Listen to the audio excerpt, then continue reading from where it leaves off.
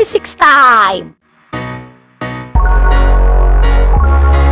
Assalamualaikum semuanya, jumpa lagi sama Aufa. Hari ini kita akan masuk ke bahasan cara menghitung medan magnet.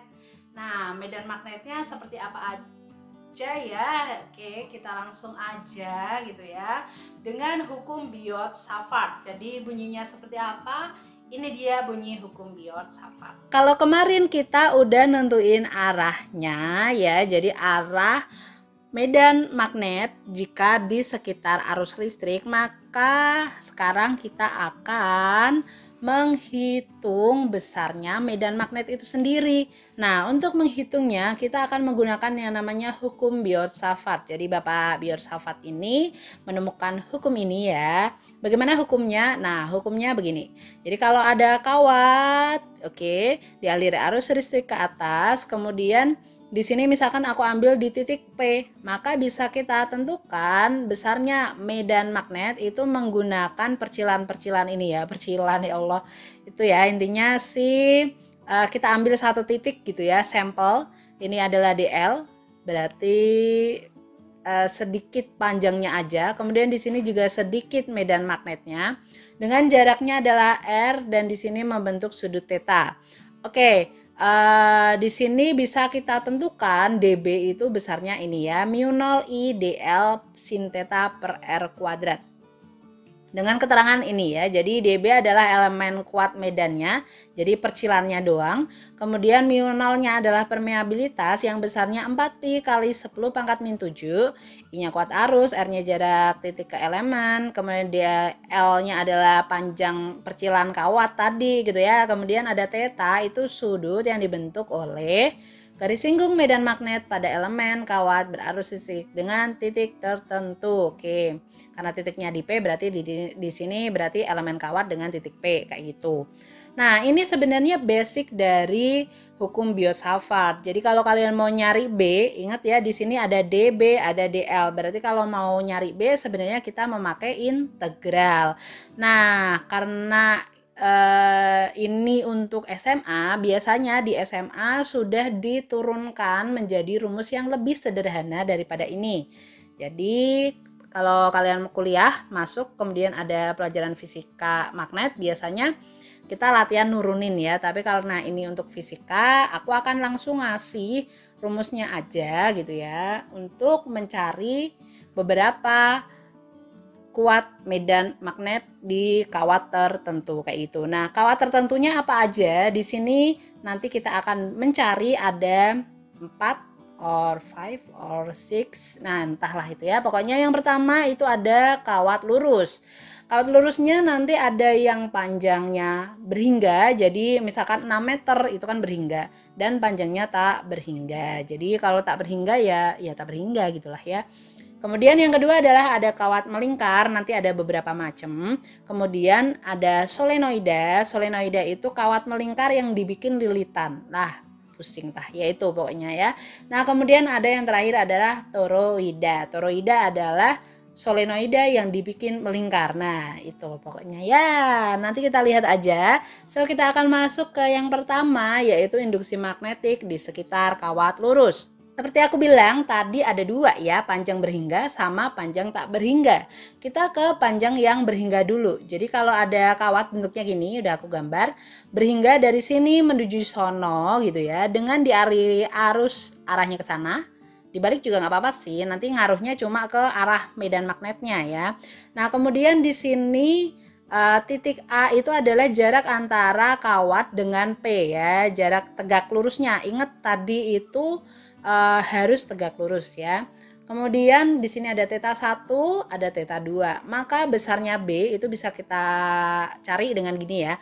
mu0 I per 4pi A sin theta 1 plus sin theta 2. Di mana mu0-nya adalah permeabilitas yang besarnya 4pi 10 pangkat min 7 ya di ruang hampa. Kemudian I-nya adalah arusnya, theta 1-nya hati-hati di sini, theta 2-nya di sini ya. A-nya adalah jarak kawat dengan titik P. Nah, di sini ini ya, A-nya adalah jarak tegak lurusnya. Kemudian kalau kita udah dapat besarnya, maka harus cari arahnya ya. Arahnya pakai apa? Pakai hukum Ørsted kemarin ya. Atau kalau kalian sudah melihat video aku yang cara mudah untuk menentukan arah medan magnet dan gaya Lorentz. Nah, berarti kalian bisa cari itu jempolnya ke sana, ujung jarinya ke atas gitu ya. Berarti telapak tangan kamu kemana? Yap, masuk ke dalam kertas atau silang kayak gitu ya. Oke, so next kita lanjut ya ke panjang tak berhingga.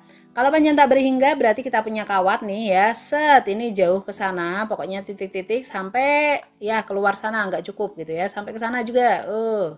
Nah, sama jaraknya masih A, titiknya ada di titik P. Kemudian bayangin nih, kalau ini aku tarik ke sana terus, maka garis yang ini nih, garis yang sebelah sini, di tak berhingga akan menjadi gimana?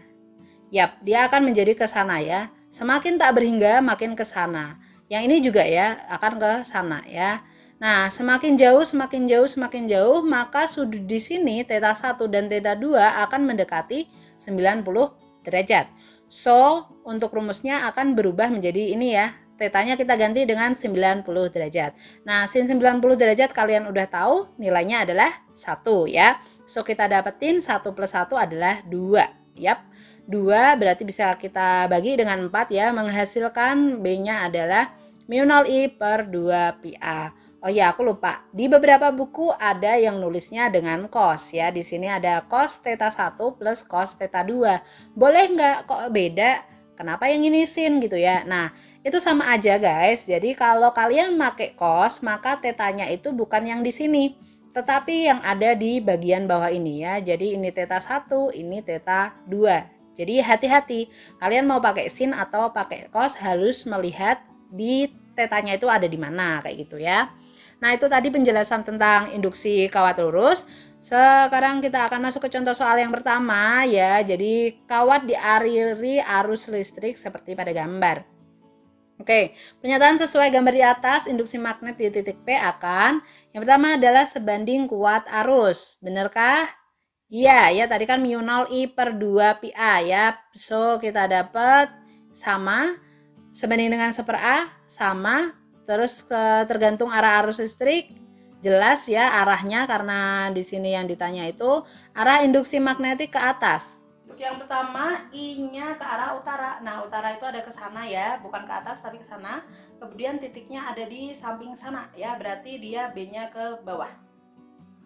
Oke, pernyataan yang benar adalah yap 1, 2, dan 3 gitu ya. Nah, sekarang kita akan masuk ke contoh soal yang kedua. Di sini ada kawat lurus panjang berarus 10A diletakkan berimpit dengan sumbu Y. Oke, I-nya ke atas ya. Besar dan arah induksi magnetik di titik A yang berjarak 2 meter dari pangkal koordinat adalah, berarti bisa kita selesaiin. Diketahui dulu ya, ditulis dulu. I-nya adalah 10A, kemudian ini adalah A ya, A kecil, 2 meter, kemudian yang ditanya adalah B di titik A ya. So, kita dapetin, jawab aja B itu μ0I per 2 pi A, karena di sini kawatnya tak berhingga ya, kita kagak tahu ini panjangnya berapa kan. So, kita dapat μ0-nya 4 pi 10 min 7, kali I-nya 10, 2 pi, A-nya adalah 2. 2 pi kali 2, 4 ya, berarti bisa kita coret. So, kita dapat 10 min 7 kali 10 ya, hasilnya adalah 10 pangkat min 6. Nah, ada D sama E, berarti kita harus nentuin arahnya dulu. I-nya ke atas, kemudian titiknya di A, di sana, berarti B-nya menuju sana alias ke Z negatif. Oke, jadi jawabannya adalah yang D ya, itu dia. So, itu tadi tentang kawat berarus listrik kawatnya lurus gitu ya. Untuk kawat melingkar aku akan pisah video, jadi kalian stay tune terus di channel Alfa. Jangan lupa subscribe, like, and comment. See you next time. Assalamualaikum.